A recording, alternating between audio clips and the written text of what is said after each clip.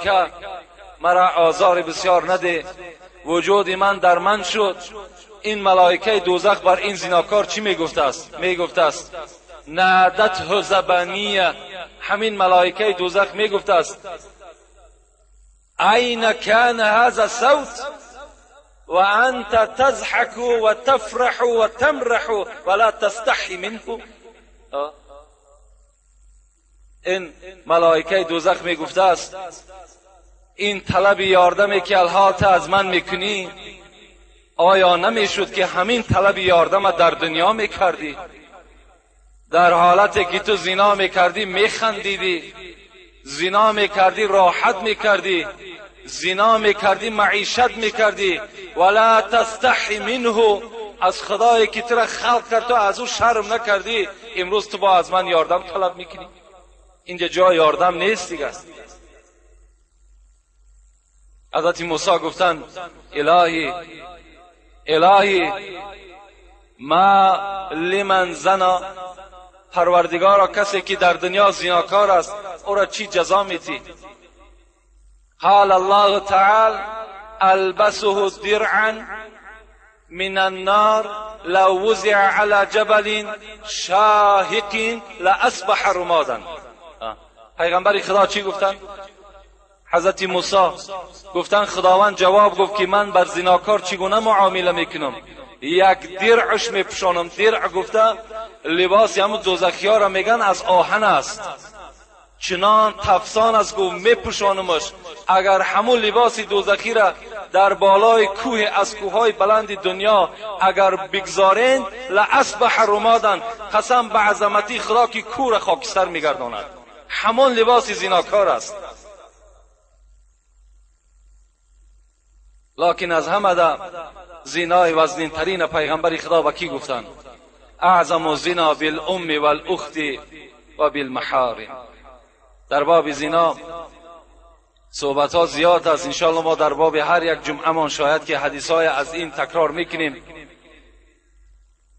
رسول الله گفتن بزرگترین زنا زنای با مادر است و زنای با خواهر و اپه است و زنا با زنی هست که برای تو نکاح و حرام است. این از همه ده وزنین ترین زنا در نزد خدا به حساب می رود. حتی حاکم می گوید و صحح فی حاکم و صحح الحاکم، در صحیح خود حاکم چی میگد؟ من وقع علی ذات محرم فاقتلوه. حضرت گفتن اگر کدام انسانی که اگر با خواهر و اپه و آچه خود وقت زنا کرد با جز کشتن دیگر او را باید یگان راه نداشته باشد، فقط او انسان قتل کردن در کار. امروز در همین زمان ما و شما شنیدیم، با مادرم شنیدیم، با خواهرم شنیدیم، با اپه هم شنیدیم. برای چی؟ برای که ما و شما پیروی سنت پیغمبر خدا نشدیم. برای که ما و شما آن چیزی که پیغمبر خدا به ما و شما سفارش میدهد، من کان یؤمن بالله والیوم الاخر، کسی ایمانی به خدا دارد، ایمانی به روز قیامت دارد، فلا یخلون بامرأة لیس معها محرم الا ثالثهما الشیطان. ببین پیغمبر خدا میگه هیچگاه با زنی که همراه خود یگان محرمش نباشد شما تنها نشینید، زیرا این که سیوم شما شیطان می شود.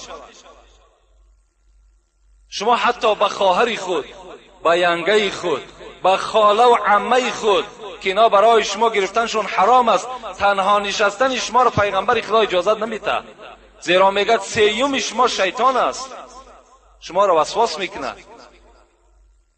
برای چی ما و شما را اسلام امروز رخصت نمیتد؟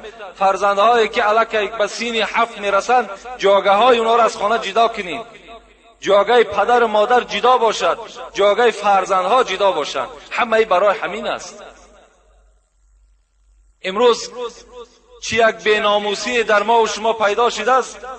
در خانه ما و شما وقتی یک رفیق ما و شما، یک همسایه ما و شما میآید، خدمت دسترخوان ما و شما را زن ما و شما میکند. این در کجاست آخه؟ همین ناموس است. دختری تو، خواهری تو، زنی تو نخواد در رفیق تو بیاد دسترخوان پرتاید.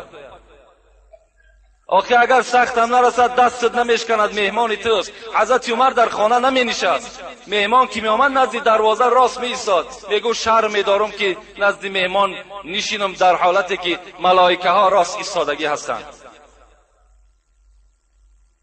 ما و شما می نشیم بس فرمان میتیم. کاش که او زنی تو با یک لباسی خوب داشته باشد، کشال می شود تمامی وجودش می تابد.